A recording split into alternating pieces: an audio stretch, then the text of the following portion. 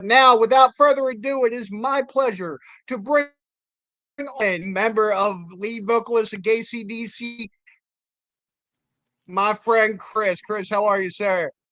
Very good. How are you tonight? Good, man. Good. Thank you so much for taking time out of your busy schedule to talk with me this evening. You're very welcome, of course. And Now, I want to touch. congratulations. Oh, thank you. Thank you very much. That makes you a Second grandbaby. grandfather, is that right? That's my second.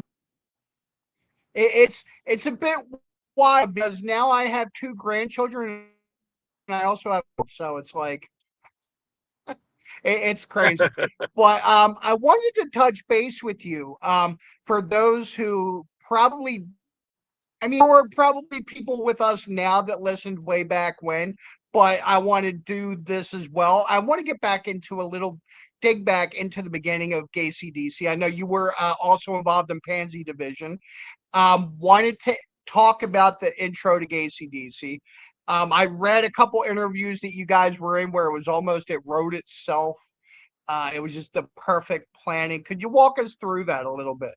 Sure. I moved to LA from San Francisco in '01, and I met a group of musicians there who were all, you know, inspired to start a queer rock scene in Los Angeles.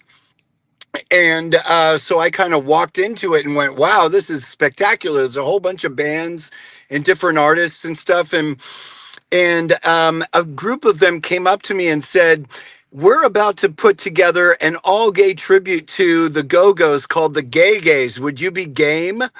And I said, well, of course I would be. And so that was about 13 years in life.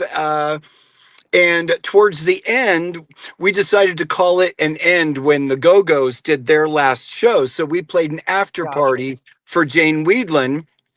Oh And wow. at yeah. So she was giving an after party after that very last show of the tour. So we got to play that. But the several of us in the band were like, I kind of hate that this is going away. We really enjoy playing together. What else could we do? And the guitar player at the time, he used to play the Back in Black riff just to warm up, just for fun. And then he kind of giggled and looked out and said, how about Gay CDC? And I went, hang on. I like that idea. And as you said, it wrote itself. I saw the logo. I saw, the boa around the Thunderbolt thing and, all of it. And then the song title started to write itself. And we all immediately got on our phones and went, it has to have already been done. Somebody's already got this, right? I mean, it's right there. And nobody had it. So we were like, oh, it's us then. We're doing it. And that was 13 years ago. Wow. Now, did the gay 14 years ago, I got to gay say. gays kind of were the gay gays kind of the same way that Gay CDC was as far as like altering the song lyrics and things like that, or was it just We did that it was not. a group of Yeah, it was more of a sort of we thought of it at the time sort of like how you've got girls that are doing tributes to Led Zeppelin or like that. So we thought, well, we're doing a girl band, so we'll be the gay, so it wasn't we didn't change any lyrics or anything. It gotcha? was really, the material was just straight up, if you will. um but this with this band, in my mind, I had an idea of where could go. And I looked at all of the people in the band and went, there's no way we're going to look like them. I'm 6'5", there's not a member of of ACDC that's that tall. So, and before I was the bass player, I wasn't the singer because I'm the bass player in Pansy Division. And I just thought, oh, I'm going to be the bass player in this. But we did not find anybody who would sing. Wow. Nobody's, they're all like, oh, no, not touching that. And so I thought, well, I have this idea of what I think the lead singer of Gay CDC should do. Um, and I didn't know that I whether I could do it. I mean, I'm that's not my range. But I tried it anyway. And our guitar player at the time, he showed me how to pinch my voice to get as high as I can. And I'm like, oh, that's a lifesaver. So it's just a little pinching technique. You kind of like that, and sing like way up there, and it really squeezes that whole area and makes it easier to sing. So. So I properly auditioned. I told them, you guys have got to be brutal with me because, we want this to be good. And as soon as I did, we did like 3 songs, and I walked out of the room, and then I came back out of character, and they're like, I was like, okay, what do you guys think? And they were like, oh, you're doing it. You're doing it. And I'm like, okay, okay. Now what am I going to do? Then I set about like writing the lyrics and thought, well, I can take liberties. If we're going to take liberties with the look, why not with the lyrics? Let's just go full on. And I tried to take the opinion of, well, what would have happened if AC/DC had been a gay band from the beginning? Like, what if they were? So that's where I went with it. Like, let's go right back to the source and see what we can do. And it's So, funny yeah. because the story is like most like straight edge beer guzzling kind of cigarette smoking band that you could think of. What was that first song that you kind of ordered the lyrics for? How'd that writing come about? Oh, well, the first one was Let There Be Cock. I mean, honestly, that again, that just wrote itself. There's been some like Big Balls. We didn't touch a word. Just having a guy standing there in a dress singing that song changes the whole context. Um, so there were a few whole lot of Jose as our new video that's out now. Absolutely. Uh, so a lot like that.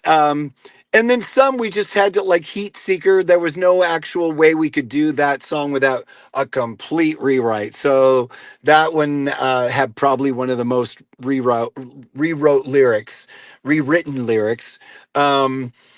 But it's been really fun, trying to put a little message into it. Some things just like just changing the pronouns here and there. But I have to say that I was aware of AC/DC back in 76, 77. Let There Be Rock was the first album I heard, but I lived in sort of what they call a test market for radio when I was a teenager. So they would play all sorts of things at night on the radio, on the FM side. So I was hearing TNT, and I was hearing It's a Long Way to the Top if you want to rock and roll. And in fact, that radio station, it was KGHO in Aberdeen. They used to the end of the night. It would go off at midnight. They'd play Ride On was the last song. So Gotcha. I was aware of the early AC/DC. So I would go and look, and I thought, well, isn't AC/DC a song by Sweet? And one of the lyrics to the Sweet song is AC/DC. She's got some other lover as well as me. And it's talking about the guy's girlfriend has got a girlfriend. So, and in the first video by AC/DC, he's Bon Scott's got the Pippi Longstocking wig on. They did Yes, Baby yes. Please Don't Go. So I mean, maybe they were sort of wink wink over there, and then quickly turned. Who knows? Now, as far as you were talking about getting into character and out of character, is there anyone in the band, yourself included, once you're done Well, showing that persona in the band, you're not like that at all? Maybe you're timid off the stage, or maybe quiet, or is yeah, there I anyone think that stretches that far to get into that character? I don't necessarily think as far as myself, except for Steve. He's our lead guitar player. He does. I mean, that's because playing Angus Young is athletic. It is Oh, seriously absolutely. Yeah. athletic. I can pace around but he's got to do that. He's got to get close to that. And he's got a neck like that. So, I mean, he's a bodybuilder and everything. So he expends a lot of sweat. um, but I think Yeah, I think everybody does to a certain extent, but I think I'm the one that I definitely have had created a character for the stage for sure. That Awesome. because I needed to be able to get lyrics and around. Now, how accessible is that character for you? How long does it take you to get into that right mind frame to like hit the Usually stage about with 15 that? or 20 minutes before a show. Yeah. I start getting Okay. I start feeling it and, feeling like I have to go to the bathroom, but it's phantom, Um, so yeah, my body gets feeling like, it's get nervous and stuff. So I definitely, and I do actually, even in other bands, I get nervous still before I go on stage, but this is a different kind because I've got all these different things I have to think about and cues and props and costume changes and stuff. So it's a lot. Now, It's quite a obviously, bit. as a big ACDC fan, any thoughts on like what they're doing now as far as age is concerned? The band's looking a little like much older. They're like there's been debate on whether they should still be doing it or not. What are your thoughts as a fan of the band? I, you know, I think it's a matter of taste. And if you haven't seen the band like before, then go. I mean, it's as close as you're ever going to get, right? And if you're a fan of the band, even seeing them to that degree is probably okay. Um, but I'm 1 second. I'm being yeah, we're okay. Okay, great. Thank you. Yeah, we're playing next door. Okay. All right. Thank you. Okay, so we're at the club, and then I was thinking we were being told to move. Um, so I think now that I lost my train of thought, I was talking about pre-show, right? Or yeah. Or how what your thoughts of the band at this point of their Oh, career? seeing the band at this point. Yeah, I mean, they are long in the tooth. I heard that they didn't do so well at certain shows. And I'm sad to hear that. But I do think, bands need to be able, I'm wondering myself, because I'm about to turn 65. How long God are bless you. people going to be, thank you, but how long are people going to really want to see me? And how long am I really going to be able to do this physically?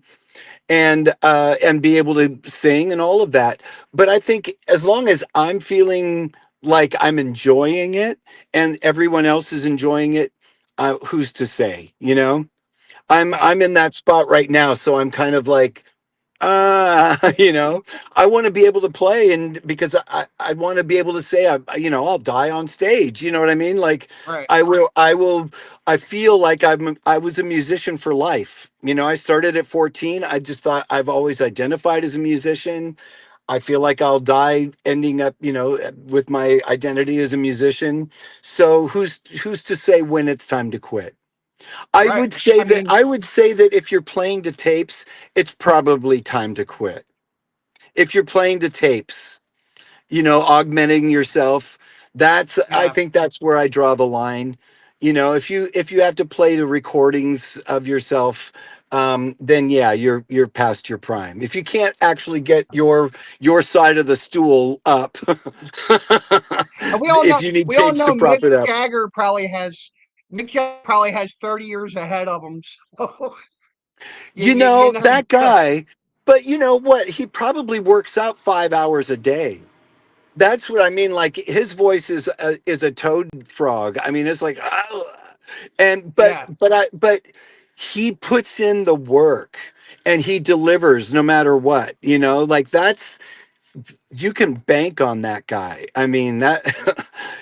I just wish they wouldn't make any more records. right. And apparently they You have don't a need to make brand a new one record to on. go on tour. Just go on tour. You don't No. need a new record. Now the other thing I wanted to dig into a little bit is I know with the weight of the world and especially what's going on in this country and how crazy things have been lately, there's been a lot of anger, a lot of his hostility, hatred, things being said that shouldn't be said. Have you guys, has GayC encountered any of this? Has anything been steered your way, and how did you handle that if so? Well, I think for the most part, we're below the radar enough that the mainstream hasn't caught on. Although we did some press for the Australian tour back in February, and their version, I think it's Australian Broadcasting Company, their version of ABC. Um, they did a piece on us on their website, and there was a lot of blowback there, from what I guess are called the Yabos in Australia. Um, but I figure that's fine. It's got to be a handful because for the most part, we were getting a lot of positive feedback. So I'm good with that because we're there to make people laugh and have a good time. And if somebody's, I'm sure that if you came to a show, we would make you laugh. So a couple of people actually told them, "Look, I know you're really angry about this. We're not trying to take the piss. We're not. We're huge fans. This is us being gay people reinterpreting this music for ourselves. And we hope you like it to the point where I'll give you a free ticket. You come and you tell me whether you liked it or not. You just have to show up." Wow. And the guy ended up being he ended up being in Michigan. He wasn't even in Australia. So I'm like, "Oh man, come on." And my thought was maybe it was because it was Australia and you probably have your ACDC purists over there, and if there was like if maybe there that was it ever wasn't a changing hornet's it at nest all. if there was ever a hornet's nest, we poked it. I know. But I think we take it as a challenge. I mean, this upcoming tour, Yeah, go. we're thinking, oh my gosh, this is going to be a challenge, and we've got to be good. We've got to make Yeah. sure we deliver every night. And I'm thinking my voice is going to be pushing it. It's going to be 4 shows in a row, and then 2 days off and another 4 shows. It's going to be hectic. But we will prove to people because we spent a long time getting this music right because we knew that was the first thing. Oh, you're a gay band, you must suck. Well, not when you see us. You're gonna see a band really well oiled. So, and That's then it's awesome. just feather and glitter on top of that. Yeah. Now, I wanted to go through a little bit of your upcoming dates. I know that a little bit before we came to air as far as what you guys are currently doing. Could you let our viewers, listeners know like what's coming up for you guys? Sure. Well, we just put out in time for Pride Month. We just put out our video for Whole Lotta Jose, so you can find Great that at video. our website on YouTube. And then we've got a few more shows throughout this month. We're playing tonight in San Francisco, and then next weekend we're playing Seattle on Friday and Portland on Saturday. And then I'm off doing Pansy Division shows in July. We'll be back and then we're doing Australia in August, in the middle of August, and that's their winter, by the way, thankfully. And then we'll be back the beginning of September doing shows all over the Midwest and East Coast for the rest of the Awesome. year, and then back to California again in October. That's great, man. You guys are Yeah, keeping busy. Now, this do has you been have more shows than I think we've ever played in one year. aside from Whole Lotta Jose, is there any way you could let our viewers know? Like, is there anything else coming soon from you guys? Yes, we are planning next year. We do a version of Jailbreak. And Nice. so we're planning to do an homage to all of the Jailhouse Rock. So we're gonna do a little homage to Jailhouse Rock kind ish, and and maybe a little Queen thrown in there. So we'll see. But it's gonna the video for our version of Jailbreak. Yeah, Jailbreak. I almost said the real title or our title, but Jailbait. Okay, I'll say it. Jailbait. We might throw in little, Now, Orange is the New Black or a little bit of Oz. Who knows? Who knows what may show up? Christopher, whatever his name is from from Oz, might show up. now, as far as social media presence, as far as websites, how do people keep up to date with everything GayC. Oh, great. So, yeah, we're on Instagram and Facebook. And we've got our website, which is GayCDC Official. We've got a page on YouTube. So we should be everywhere. You can find us. And we have an album on SoundCloud. So all of our recordings are up there. Yeah. Nice. Now, We're before pretty I let easy you to go, find. is there anything else you would like anybody to know as far as GayC? Well, let's see. I would say that if any of this sounds like, oh, come on, give me a break. Remember, we are deadly serious when it comes to the music. We are not a joke. So if you want to get slapped upside the head with some AC/DC music, we're going to do it better than just about any other tribute band. But the rest of the show is supposed to make you laugh. So please come and have a great time with us. I guarantee you're going to have a great time. Man, thank you, Chris, so much for taking some time. I know you're at a show. I'm really Thank looking forward you. to seeing you We more. appreciate your time. Really appreciate it. Thank you. Daddy, I want to show them something. Thank you. I want to show Have a good one. Daddy, Uh-oh. stop. Wait. My little guy. What does he want to show? What are you trying to show? I have a very wiry 7-year-old. What are you trying to show? Trying to show him. Yeah. Yeah, it's not going to be set up in time. Okay. But I'll see it. He'll take a photo and show me later. Thank you for that. I will. I'll talk to you later, Chris. Have a great one. Okay.